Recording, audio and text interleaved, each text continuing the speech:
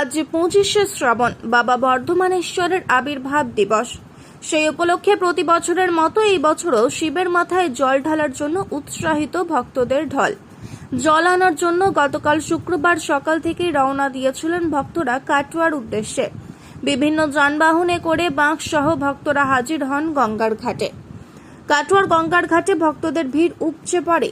কাটোয়ার গঙ্গার ঘাটে স্নান করে গঙ্গা জল নিয়ে প্রায় 70 কিলোমিটার পথ পায়ে হেঁটে তারা পৌঁছাবেন বর্ধমানের আলমগঞ্জে বর্ধমানেশ্বরের শিব মন্দিরে।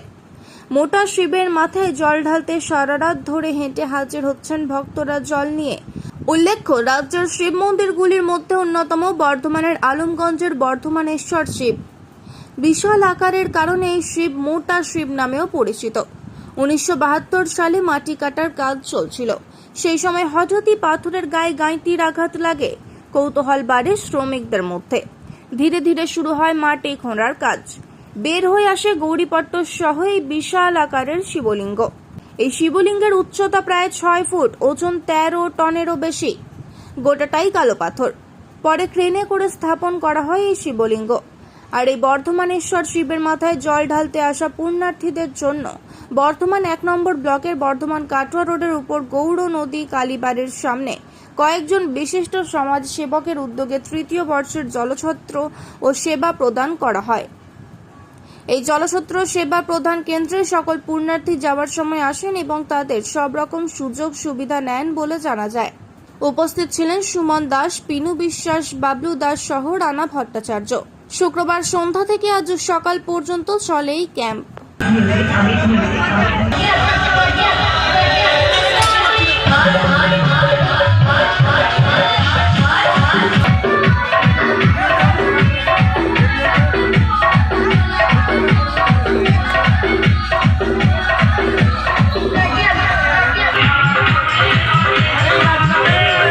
ঠান্ডা মিশতে হবে নাকি দেখো সুমন দা, ঠান্ডা মিশ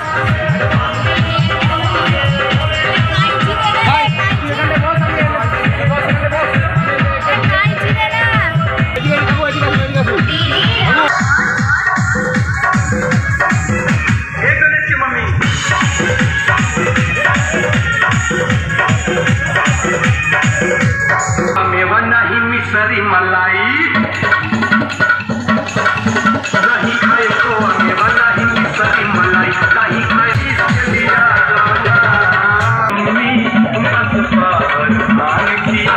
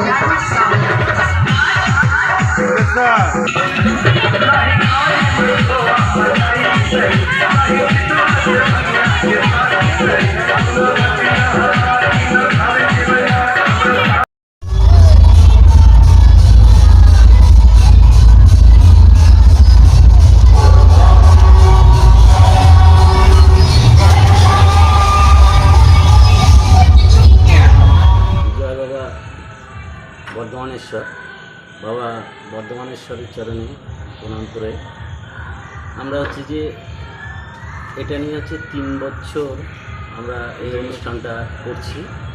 এই অনুষ্ঠানটা আমি হারাধন দাস, দেবাশিস বিশ্বাস, বাবলু কুণ্ডু এবং আরও সব আছে যারা যে এই অনুষ্ঠানটাকে সাফল্যমণ্ডিত করার জন্য প্রতি বছর আমাদের সাথেই আছে। তারা যে আমার ছেলেরা এবং আমার ছেলের বন্ধু এবং আরও সব প্রতিবেশী যারা আছে তারা, এবং তার সঙ্গে প্রশাসনিক স্তরে যারা রয়েছেন, যেমন যে আমাদের দেওয়ানদিঘি থানার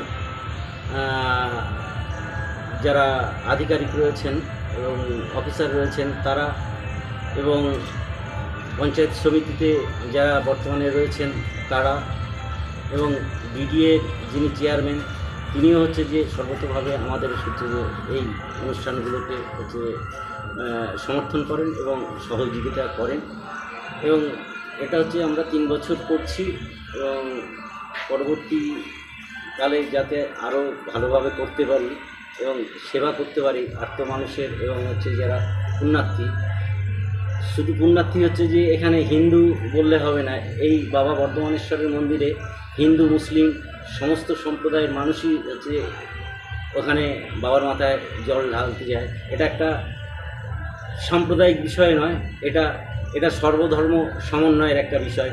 তাই আমরা এখানে শপথ গ্রহণ করেছি যে আমরা যতদিন পারবো ততদিন হচ্ছে সেবা করব, এবং বাদবাকি আমার হচ্ছে যে ভাই। এই লোকালি কিছু ছেলে মেয়ের উদ্যোগে আমরা এটা করছি। আমরা 3 বছর হলো আমাদের এটা করা, উদ্যোগটা নেওয়া হয়েছে। সবাই মন থেকে আনন্দভাবে কাজটা করে, সেবা প্রদান করে। আমাদের ফ্যামিলির লোকও সব ইনভলভ থাকে, বাড়ির মেয়েরা বউরা সবাই ইনভলভ আছে, আনন্দ সহকারে ছেলেরা করে। এটা কোন জায়গায় করা হচ্ছে? এটা আপনার হচ্ছে মালকিতা বিডিও অফিসের পাশে। আপনার নাম পরিচয়? দেবাশিস বিশ্বাস। জানেন, আমাদের বর্ধমানেশ্বর বাবার কালকে আবির্ভাব দিবস, এই উপলক্ষে আমরা একটা ছোট্ট প্রয়াস যে আমাদের পুণ্যার্থীরা কাটোয়ায় জল তুলে আমাদের বর্ধমানেশ্বর বাবার মাথায় ঢালে। এই রাস্তার মধ্যে তাদের অনেক ট্রাভেল হয়, হ্যাঁ, তাদের একটু সেবা দান, এইটুকুই আমাদের প্রয়াস, আর কিছুই না। কি কি রেখেছেন সেবাদান? এখানে আমাদের সবাই মিলে যেটা অ্যারেঞ্জমেন্ট করেছি, খিচুড়ি আছে, ভোগ আছে, পায়েস আছে, কোল্ড ড্রিঙ্কস আছে, জল আছে, চা আছে, চকলেটস লেস এসব বিভিন্ন রকম আছে। আর কি ফার্স্ট এড তো আছেই। এটা কি একদিনের জন্য না? একদিন বলতে আজকে 24 তারিখ, আজকে সকাল থেকে শুরু হয়েছে, কালকে 12টা পর্যন্ত হবে। আপনার নাম? আমার নাম সুমন দাস। প্রতি বছর করেন এখানে? হ্যাঁ, এটা আমাদের 3 বছর হলো। কীরকম সাড়া পাচ্ছেন? হ্যাঁ, ভালোই পুণ্যার্থী আসছে। আস্তে আস্তে যত রাত গড়াবে তত ক্রাউড হবে, তার পুণ্যার্থীদের তাদেরকে সেবা করতে হবে, এটাই আমাদের আনন্দ, আর কিছু। এটা কোন জায়গায় হচ্ছে? এটা আমাদের দেওয়ানদিঘি এবং বর্ধমান 1 ব্লক কামনাড়া মিডিলে গৌর নদীর কালী মন্দিরের পাশে। কোন কোন ব্যক্তি উপস্থিত ছিল? কোন কোন ব্যক্তি উপস্থিত আছে? হ্যাঁ, এখানে সমস্ত সমাজসেবীরাই আছে, এখানকার বন্ধু বান্ধব সবাই মিলেই আমরা এটা করি।